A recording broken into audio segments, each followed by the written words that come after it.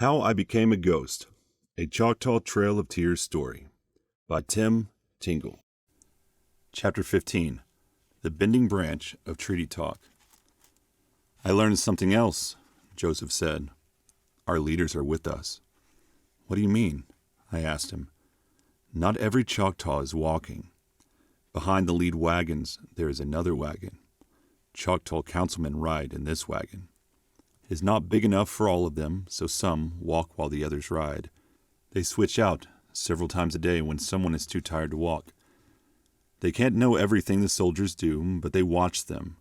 That is why the soldiers bring us milk and corn. They have to feed us. They have to keep us safe. Why? I asked. That is what the treaty says, Joseph said. They have to take us safely to our new home in the West. That was what they agreed at the treaty talk. I wish I'd never heard of treaty talk, I said. Before treaty talk, we had homes. With no treaty talk, old man and old woman would still be alive, and Nita and Mr. and Mrs. Jonah too. Joseph lowered his eyes and looked away without responding. I wish I hadn't mentioned his grandparents, old man and old woman. I could see it made him sad to think of them burning in the fire. What should we do? I finally asked. We should help Naomi escape. The soldiers cut her hair. They make her wear boys' clothes. She does everything for them, just like I did. She cooks their meals. She washes their clothes. She feeds their horses. Do you have a plan? Yes, Joseph replied. The best plan of all. We wait. We stay close and watch, and we wait. We wait for a sign, I said. Yes, he said. You are a smart young man. Do you know about me? I had to ask him. Joseph smiled and nodded. Yes, he said. Why do you think I wanted your help? Your brother Luke is bigger and faster. I asked you to help because you see ghosts, and a ghost will bring you a sign. We did not have to wait long. I followed Joseph to a creek a half-mile from camp. We found a tree with thick limbs hanging almost to the ground. He grabbed the lowest limb and swung himself from one limb to the next till he was out of sight. Come on up, he said. Nobody can see us here. I gripped the limb and was about to climb when the warm shiver came. Come on, Joseph said. Here, I'll help you. His hand reached down for me, but all I could see was a cloudy mist.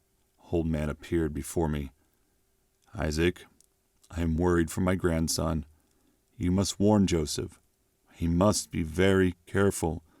The soldiers are waiting for him. They know he is here. We want to find Naomi, I said. You must go alone, Isaac. They will not hurt you. Go to the Choctaw Council wagon. Tell them your father sent you to help them. Joseph can stay in the woods. He can look out for you, but he must not be seen. What should I do? While you are working, keep an eye out for Naomi. I will be there. As suddenly as he appeared, old man was gone. I looked at Joseph sitting on a tree limb. You saw a ghost, didn't you? He said. Yes. It was your grandfather. What did he say? I climbed the tree before I spoke. What I said was too important to yell out loud for anyone to hear. When I sat next to him, I spoke in a whisper. Joseph, your grandfather is scared for you. He told me to warn you. The soldiers know you are coming here. How can they know that?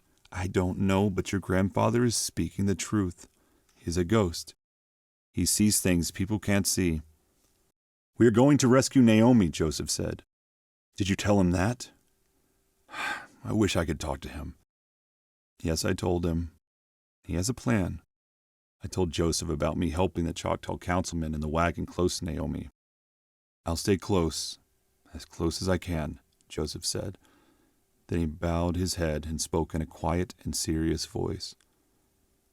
I know these soldiers, he said. I know what they will do. Isaac, when you see them, when you get close to them, remember they are the same men who burned our houses down while we slept inside. They tried to burn us all, burn us alive. And when that didn't work, they acted so kind and gave us blankets. The blankets killed most of our friends." "I know. I remember," I said. "I try not to be afraid, Joseph, but I am more afraid than I've ever been in my whole life." "And you are smart to be," he said, lifting his eyes to mine. We climbed down the tree and made our way through the woods. Thinking of Joseph's warning, I stayed in the shadows, moving as quietly as I could from one clump of trees to the next. "Be careful how you step," Joseph whispered. "The soldiers send out patrols. If they hear the leaves rattle, they won't wait to see what it is. They'll fire their shotguns. Nothing would make them happier than to kill 2 Choctaw boys sneaking through the woods." The forest was thick with snaking vines and bushes at the base of the trees. I knew no Choctaw farmers had ever lived here. By nightfall, we neared the council wagon. "Look," Joseph said, pointing to the wagon. "Here's where you take over." "Joseph, don't say that. I need you now more than ever." "I'm sorry," he said. "I'll be right with you. Invisible as a ghost," he joked. I stepped from the wood to the camp. 10 older Choctaw men and women sat by the fire, eating bowls of bashofa. A thin man with gray hair stood when I entered the camp. "Halito," he said. "Welcome to our camp." "Yokoke," I replied. "I am Nani Huma, and these are my fellow Choctaw councilmen," he said, gesturing to the circle of people. "My name is Isaac," I replied. "I am from a small town in the swamps to the south. I would like to offer my help. I can gather wood, make a fire. I can hunt and fish if you need me to." The councilman laughed. "We got our food from the supply wagon," said Nani Homa. He was smiling, but I could see he was trying his best not to laugh at me. I liked him already.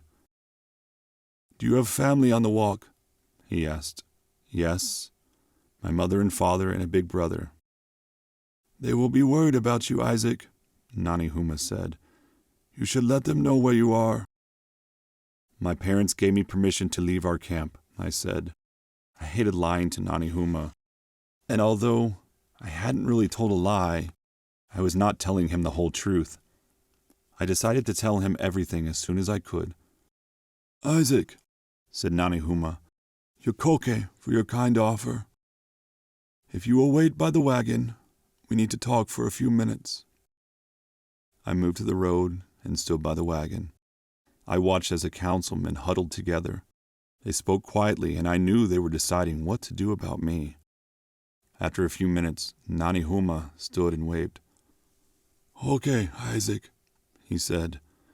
I stood before the Choctaw Council. I knew this was an important day for me. "We have decided that you can join us," Nani Huma said. "Oh, Yokoke," I said, nodding to everyone. "I will show you every respect." I was greeted with warm smiles as I walked from one to another. They each took my hand and said nice things to me. I felt welcomed. "Have you had supper yet?" Nani Huma asked.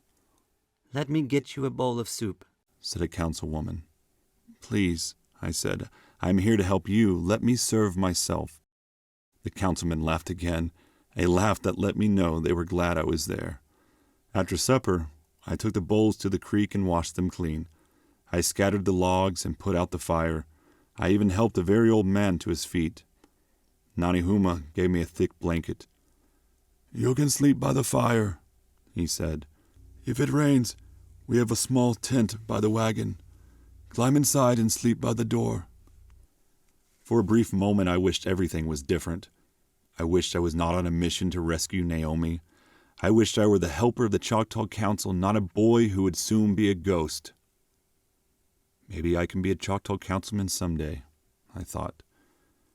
Then I returned to the real world. I could never be a Choctaw councilman. They would never elect a ghost to be a councilman. I hoped that my first night with the Choctaw councilman would be peaceful, but that was not meant to be. Nani Huma was smarter than I thought. He knew I had a secret, and it didn't take him long to learn the truth.